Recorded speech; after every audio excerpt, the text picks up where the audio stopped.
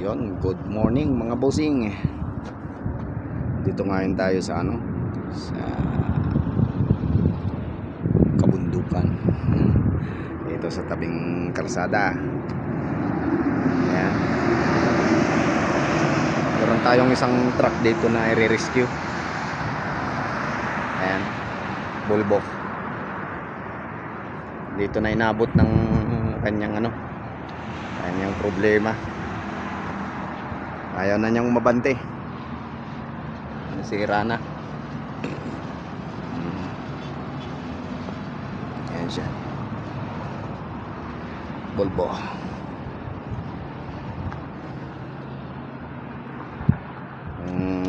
Magbababa tayo ng transmission dito.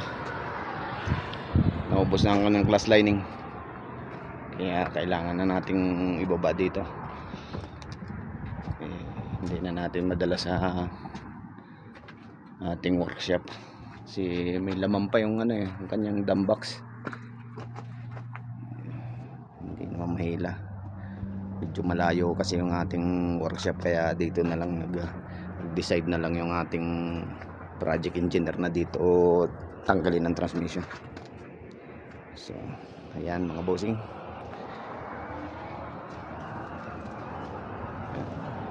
Volvo.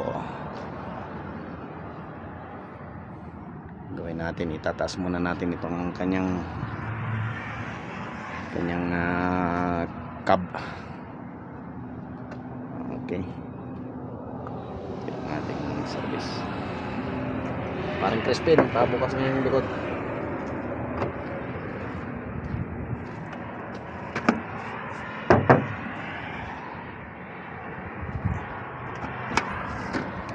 Yan ang ating mga gamit. Dito tayo, bababa natin to dito.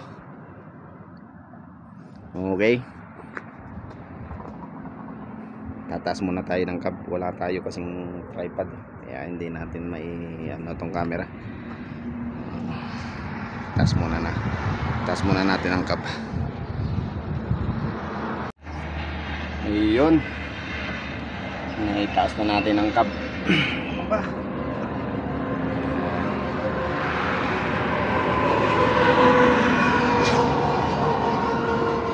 Ang Volvo.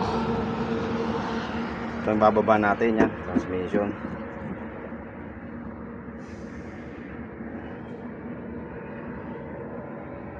Naubos ang kanyang lining. Yan, masyadong malinis yung ating driver nito. Kita nyo, napakalinis ng kanyang tangke ng hydraulic. Huwag kang didikit. Huwag kang didikit sa tangke ng hydraulic, sigurado ikaw ay papangit. Ayan, lapit na natin yung may baba. Mga 1,000 years pa. Okay, kaya mga bossing, update ko na lang kayo mamaya pagka yung naibaba na namin tong transmission. Yan, good morning sa ating lahat. Ito yung ating view ngayon dito. Ayan, bundok.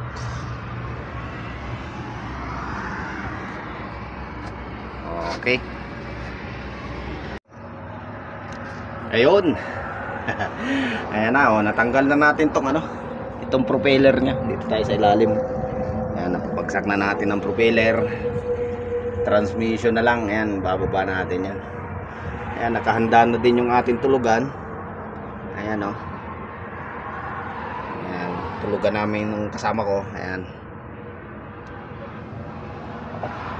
mamaya na lang yan, tornilyo na lang sa bill housing ang kailangan yan tanggalin. At all goods na. Mag-aantay na lang tayo ng bako para pagsasabitan natin,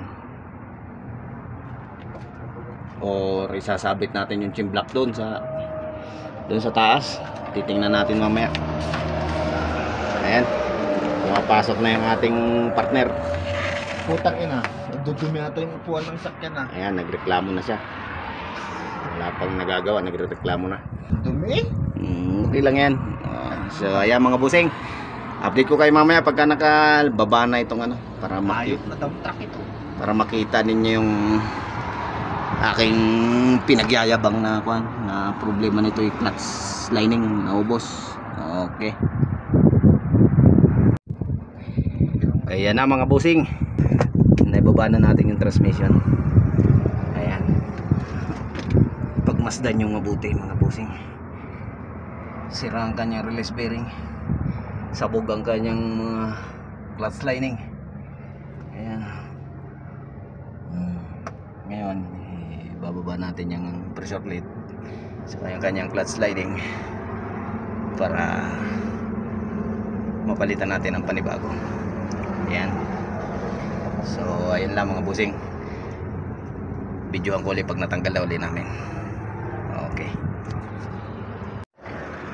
Yun na mga busing, natanggal na natin yung pressure plate nya. Ayan na, flywheel na lang ang naiwan dyan.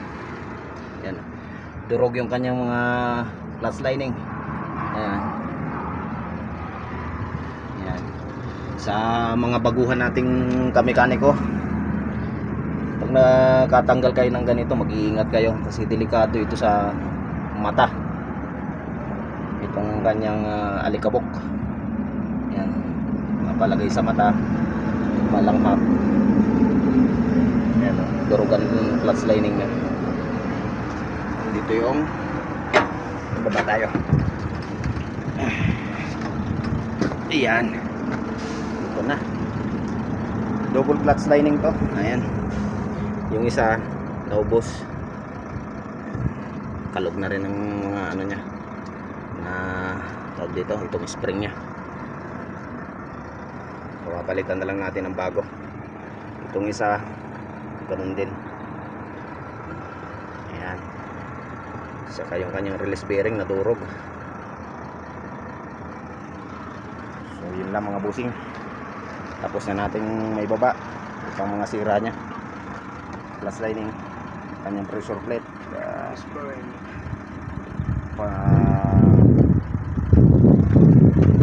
pamamasin shop natin, papantay natin ng konti.